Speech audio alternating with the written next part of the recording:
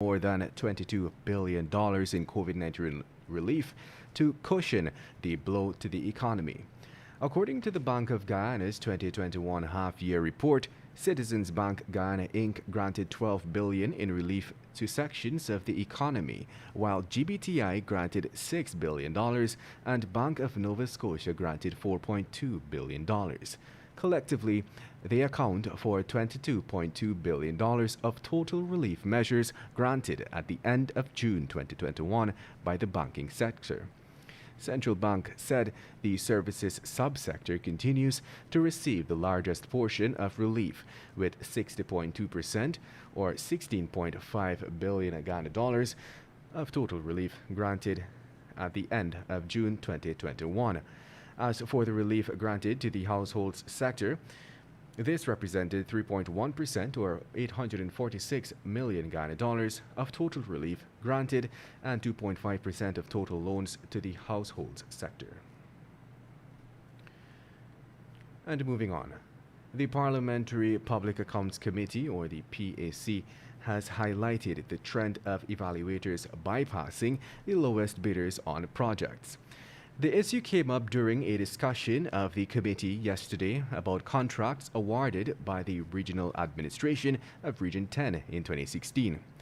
According to the finding outlined in the Auditor General's 2016 report, the Regional Tender Board had awarded 14 projects totaling $38.5 million, but none were to the lowest or most responsive bidder.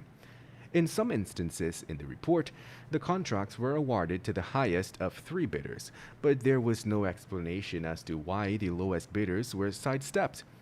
Although he was not the accounting officer in 2016, Regional Executive Officer Dwight John was made to answer to a series of instances where the lowest bidders for contracts were sidestepped. In other news, ESSO is poised to hold public consultations on the environmental impact assessment for the Yellowtail project in the Stabroek Block from October 25th to November 5th. In a notice published in the Kaieteur News, ESSO said face-to-face sessions with information on the project as well as explanations on the EPA process for approval and findings of the assessment will be held across the region on 8 occasions.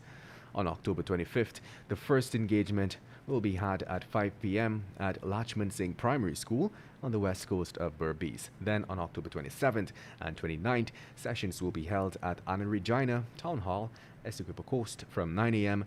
and Flavio's Hall in Santa Rosa at 10 a.m. respectively. And now let's tell you, MARAD issued several notices over the past few days which disclosed that preparations are being made in the ExxonMobil-led Stabroek Block for the installation of the Liza Unity, Guyana's second FPSO vessel. These activities are expected to conclude on December 31st, 2021, and all mariners are required to maintain a wide berth to the OCV Normand installer, which will be supporting the installation of the FPSO. Minister of Natural Resources Vikram Bharat disclosed that the Liza Unity, which was financed to the tune of $1.14 billion, should be in Guyana's waters in 2 weeks to pump oil from the Liza Phase 2 project. According to the EPA, for the project, ESSO will develop the offshore resource via 33 development wells and will use an FPSO to process, store, and offload the recovered oil. And now let's tell you about 7 more schools across the country will be added to the list of institutions that offer the CAPE subjects. This announcement was made on Friday by Minister of Education Priya Manikchand. The minister made this disclosure during the presentation of the 2021 NGSA results. She said that 3 of the schools that would be offering CAPE are the J.C. Chand Singh Secondary in Region 6, West Demerara Secondary in Region 3, and Anna Regina Secondary in Region 2. The education minister told her audience at the ceremony that her ministry and the government are committed and dedicated to providing students with an enriching and fulfilling education at any secondary school they attend. The move to add these schools to the list of institutions offering CAPE is just one of the changes the ministry is making to realize more top schools and to change the perspective some people have as it relates to some schools, the minister has revealed. And on that note, we've come to the end of this morning's newscast. I'm Kevin Smith. Thank you for listening. Want value for your advertising dollar? Then place your ads on Kaieteur Radio's newscasts. Streamed live on 6 different mediums, reaching hundreds of thousands.